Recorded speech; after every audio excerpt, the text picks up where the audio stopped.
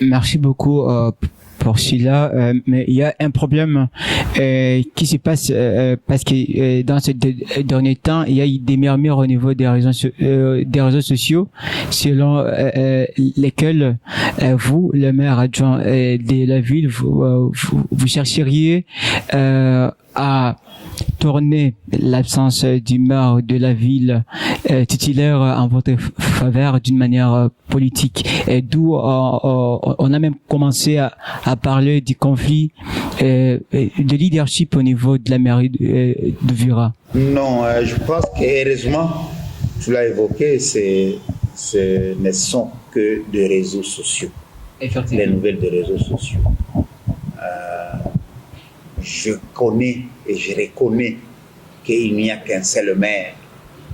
C'est le maire de la ville Kiza Moato, qui, à travers la circonstance, a reçu une autorisation en bonne et due forme du gouverneur Jean-Jacques Poroussi, l'autorisant d'aller se faire soigner. Et comme la loi le prévoit, chaque fois que le maire n'est pas là, le maire adjoint fait automatiquement l'intérim. Et je m'appelle Kifara Kapenda Kiki, le maire adjoint et maire à l'intérim de la ville d'Ouvira. Effectivement. Tout commentaire n'est que polémique. Tout commentaire, heureusement comme tu l'as commencé, ne sont que des nouvelles des réseaux sociaux. Mais à part ça... En ce qui concerne les conflits de leadership, ça fait déjà 6 ans que nous existons ici. Jamais, nous n'avons jamais eu de conflits ouverts ici à la mairie de Vira sur le leadership. Le maire reste le maire, le maire adjoint reste le maire. Seulement, ce que peut-être les gens doivent connaître, j'occupe un poste politique. Je ne suis pas de la même formation politique que les maires. Automatiquement, nous sommes des différents horizons politiques. Et chacun peut-être a une conception particulière de ce qu'il faut faire. Mais, néanmoins, quand on joue les jeux politiques ici à la mairie, donc on s'appelle sur l'hiérarchisation. On ne peut rien faire du contraire de ce que le maire veut. Et moi, je peux avoir des opinions, mais la vérité, la réalité reste celle-là. Donc, quant à ce qui concerne, on se bat politiquement dans les combats. Un jour, quand ça viendra, je peux devenir maire. Mais en attendant, je ne serai jamais le maire et je ne fais pas le maire. Mais je fais l'intérim par rapport aussi aux circonstances un peu particulières. Et les gens qui observent, ils observent et ils commentent comme ils commentent. Mais au moins, dans la pratique, c'est ça la vérité que je vais dire. Et je voulais juste à retourner sur le fait que vous venez de confirmer que ce ne sont que des mensonges dont les manifestations se passent majoritairement sur des réseaux sociaux. Mais il y a certains, donc au niveau toujours des réseaux sociaux qui envoient des messages selon lesquels dans tous les discours que vous avez passés, nulle part où lorsqu'il y avait des menaces sur la personne du maire de la ville titulaire Kiza Moato, vous n'avez fait aucune intervention en sa faveur. Et d'autres ont pensé que cela confirme l'idée selon laquelle cela profitait à votre faveur plutôt. Je comprends. Je ne suis pas obligé de répondre à tout ce qui se passe dans les réseaux sociaux. Je ne suis pas obligé. Et surtout que dans ces domaines-là, normalement, nous devrions vraiment offrir encore beaucoup de... donc mettre beaucoup plus d'accent sur la communication des réseaux sociaux. Effectivement. Parce que ça contribue à une perturbation sociale jamais vue. Puisqu'il y a des opinions, il y a des gens qui aiment Kiza Moato, il y a des gens qui aiment Kifara Kapenda Kiki. Chaque fois exactement que ces personnes-là, ces vertus, à pouvoir dire des fois des choses qui n'existent pas sur une personne, en tout cas quelque part là, c'est normalement si tous les services étaient à point, on devrait s'en occuper. Mais malheureusement, ce n'est pas à moi de commencer à commenter les commentaires des réseaux sociaux. Par contre, nous avons un cadre légal qui est le cadre de l'organisation de la mairie, où si vous étiez de la mairie, vous pouviez savoir qu'est-ce qui se passe, comment on reproche, comment j'exhorte les uns les autres. Donc, nous ne travaillons pas pour les individus. La mairie n'appartient pas à Kizza Mohato, il n'appartient pas aussi à Kifara Kapenda Kiki. C'est une institution de l'État qui a des règles établies. Et nous sommes aussi redevables vis-à-vis au rôle que nous jouons pour ces institutions-là. Et étant aussi dans la démocratie. Donc chacun peut donner son opinion. Mais il y en a des opinions qui ne sont là que pour nuire, pour mettre le discorde entre les dirigeants.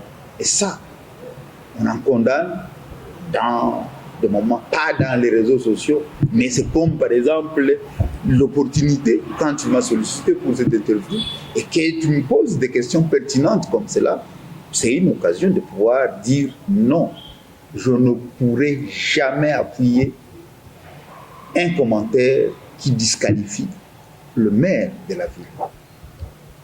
Certes, la politique c'est un jeu, mais pas un jeu déloyal, mais un jeu loyal. Alors, pardon, messieurs, vous venez de dire que vous ne pouviez pas manifester votre intervention contradictoire vis-à-vis des menaces qui étaient orientées à la personne des maires. Je condamne toutes sortes de démarches médisantes. Mais pas par biais des réseaux sociaux, c'est ce que vous avez dit. Non, est-ce que tu n'as pas vu comment moi, par exemple, dans les réseaux sociaux, on me qualifie de beaucoup de choses qui ne sont pas fondées, qui ne sont pas fausses. Tu m'as vu, moi, aller réagir pour ces informations-là. Oui. Vous comprenez? Je ne réagis pas. Et les institutions que nous dirigeons sont organisées. Si, par exemple, il y a par exemple un détournement, il y a une mauvaise gestion, il y a des institutions qui sont chargées à pouvoir faire cela. Vous comprenez? Non seulement ça, il y a des sociétés civiles qui ont aussi ces devoirs de pouvoir fouiner. D'ailleurs, c'est nos partenaires. Donc, c'est-à-dire la société est tellement organisée que quand il y a, par exemple, des rumeurs, quand il y a des mégestions, quand il y a des choses que nous faisons qui peuvent ruiner à la bonne marge de la société ne nous appartient pas. Il y a des organes, il y a des institutions, je vais parler tantôt aussi de la société civile, bien qu'à un certain moment comme ça, on a peur de nous comme si on dirait, nous sommes redevables, nous sommes au service de la société. Et nous sommes redevables, nous sommes reprochables. Mais, comme je dis que c'est un jeu organisé, un jeu loyal. C'est comment, par exemple, on peut lui demander. Tu me demandes, je réponds. Oui. Pourquoi? Puisque tu es un journaliste et ton travail est de chercher la vraie information. La vraie information, c'est ça. Tu comprends? Oui. Donc c'est la société qui a prévu toutes ces choses-là. Mais pas seulement dans les réseaux sociaux. Quelqu'un qui se réveille, il balance des messages sans, normalement, dans des sociétés bien organisées, ce monsieur est poursuivable. Donc il y a des gens réellement qui ont l'intelligence, pas pour construire, mais pour détruire. Oui. Et ça, dans la société que nous voulons construire, il faut chercher à décourager, il faut chercher à décourager ce genre de personnes et ce genre de pratiques. Puisque ça ne crée pas l'harmonie, ça crée l'inimitié. Or, nous sommes des frères et nous travaillons pour la société. Et tout ce que nous prenons comme décision, comme action, sont aussi observés par les gens. Et seule la vérité peut aider la société à se construire. Pas de médisance, pas de faux rumeurs, non. Merci beaucoup. Alors, je voulais que vous laissiez au moins au clair les gens là, parce qu'il y a des chercheurs scientifiques qui ont déjà travaillé sur les conflits entre les Vira et les Fulirou et qui parfois montrent que les manifestations de ces conflits se passent aussi ici à la mairie d'Uvira. Et il y a eu certains travaux scientifiques que j'ai pu lire. Et d'ailleurs, moi-même là, je travaille sur les conflits de leadership entre les Vira et les Fulirou, et quand même on a détecté certaines manifestations qui confirment les conflits et vu que on vient de les de les remarquer ici au niveau de la mairie, les chefs, il est Vira et les seconds, il est Fulirou. Est-ce que entre les deux, ce conflit n'est pas manifeste ici au niveau de la mairie d'Uvira? Bon, d'abord, moi je me bats dans mon combat politique, je me bats contre les tribalismes. C'est parmi les antivaleurs qui gangrènent et qui rongent notre société aujourd'hui. Les postes que nous occupons sont des postes politiques. Certes, nous avons été choisis dans la société et nous appartenons. Maintenant, moi, je me nomme les citoyens, serviteurs et bâtisseurs qui Fara Kapenda Kiki. Et ceux-là qui me connaissent, ils savent que j'ai souscrit au testament que les anciens nous ont laissé. Et ce testament-là, c'est l'hymne national. Et quand je me nomme citoyen, je ne me nomme pas citoyen Mfulirou ou Mouvira. Donc, je suis un citoyen congolais. Et l'hymne national nous dit que, unis par les sorts, pas d'être Mouvira, pas d'être Mfulirou, pas d'être Mbembe, unis par les sorts d'être congolais. Et notre société est tombée tellement bas aujourd'hui. Quand on parle de société, au lieu de parler société congolaise, on commence à parler société tribale. Cette ville d'Uvira n'appartient à aucune tribu.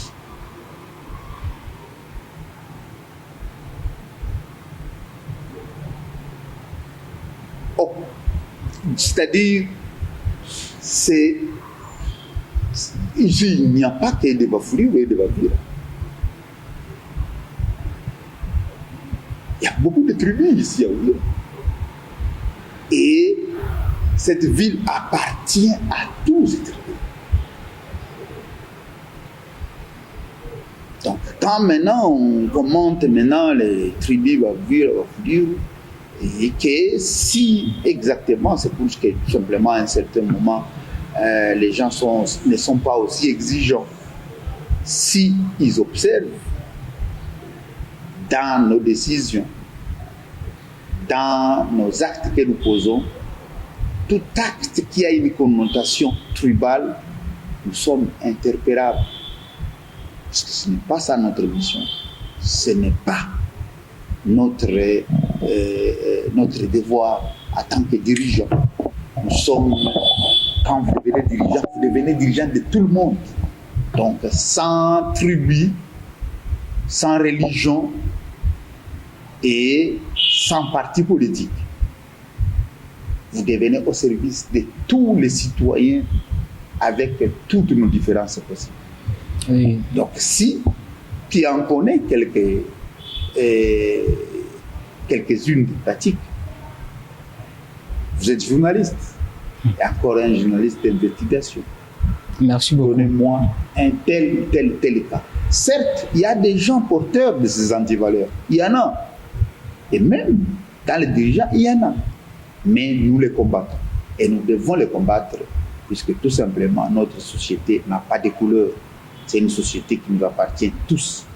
Et merci beaucoup pour toutes ces réponses. Alors, je voulais un peu retourner en arrière parce que lors du dernier meeting du monsieur, les députés Bitakura, il avait promis à la population auverroise qu'une fois boutés les rebelles hors du territoire occupé, et parmi les demandes qu'il présentera auprès du président, celle de demander une province dont Ouvira sera un chef-lieu et fera partie de ces demandes qu'il présentera auprès du président. Et après cela, lors de l'arrivée du monsieur le ministre de la Défense, ici dans la maison de la mairie, et cette proposition lui était présentée par un vieux faisant partie de la sagesse Vira, qui avait présenté cette demande auprès du ministre de la Défense, mais malheureusement monsieur le ministre, en guise de réponse, il avait improbabilisé l'accomplissement de la réponse à cette demande. Qu'est-ce que vous en dites quant à ça? Ok, cette démarche-là d'une province, c'est une démarche constitutionnelle. Tout peuple qui aspire, par exemple, à devenir ceci ou cela, la Constitution lui donne, pourvu tout simplement qu'on suive les procédures.